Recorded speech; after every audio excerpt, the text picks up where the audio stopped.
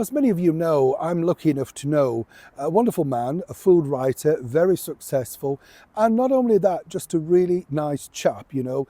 It sounds greasy, but he really is a nice chap. You can talk to him about anything, and we do talk to each other about anything. And what's wonderful is you forget exactly who he is. We're talking, of course, about the eloquent writer, the food critic, and a very clever man in his own right, of course, Tom Parker Bowles.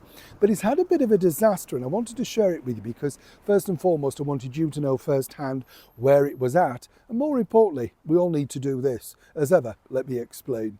Morning, chums. Nice to see you. Thank you so much for joining me today, and welcome one and all brand new subscribers. You know, sometimes you can't believe the fact that you can just talk to the Queen's son. You know what I'm saying? It's just very surreal, you know. And as I've often said, whether you're a fan of the monarchy or not, you know, I'm just lucky enough to being able to have met them all in my time. And I mean, all of you know, Princess Anne, brilliant. Just brilliant. I love the story earlier this week about how people were shocked that she'd rocked up in a 50-year-old safari suit because, again, she was just reutilising it. She would. You know, this is the woman who just thinks waste not, want not.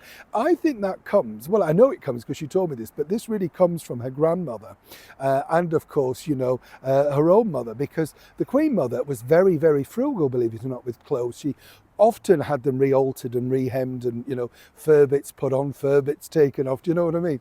And Anne said that, you know, no, it was just a sort of thing, you know, perfectly good, just keep reusing it. Not like the modern age, is it? And I think that people are really shocked when they see Anne doing that. But this bit of story I wanted to share because it's quite sad. It's very sad, in fact, because look at this beautiful little person, right?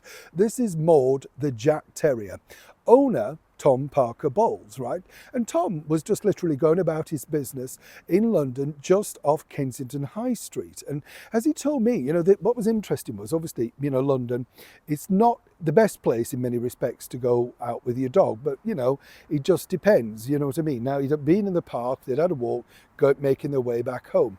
Apparently, according to this particular huge dog, about a 15-stone dog on a chain lead, suddenly leapt out and started to attack Maud. Look at the size of Maud, think of the size of the dog, right?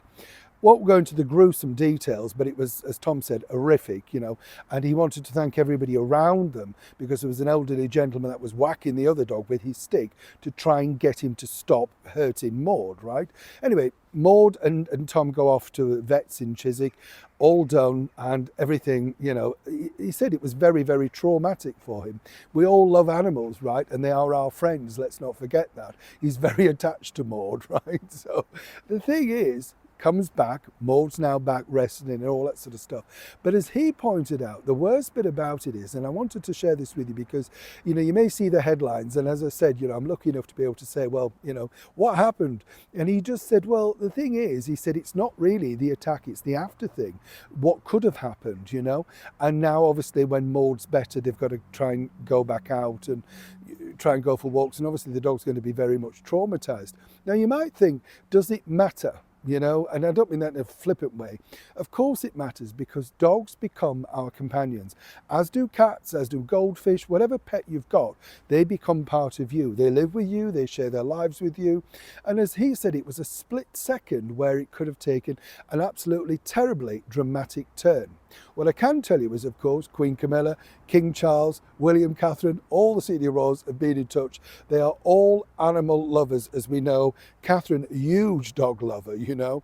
And, of course, Queen Camilla, well, Battersea Dogs Home, Paul O'Grady, you can imagine.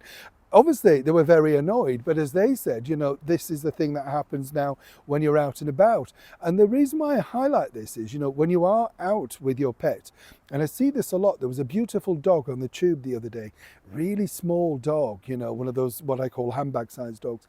Big dog came on, and very quickly this could have escalated if that man could have not have controlled the dog. And it got me thinking, should we be more careful when we're out and about? And more importantly, should the bigger dogs really be out and about in such big public spaces if they can't be controlled? Love to know what you think to that. But if you can, do send your God blesses in the comments below, and I'll file them on to Tom for you, because obviously we all wish Maud the very best, right? Neil Sean in the very heart of London.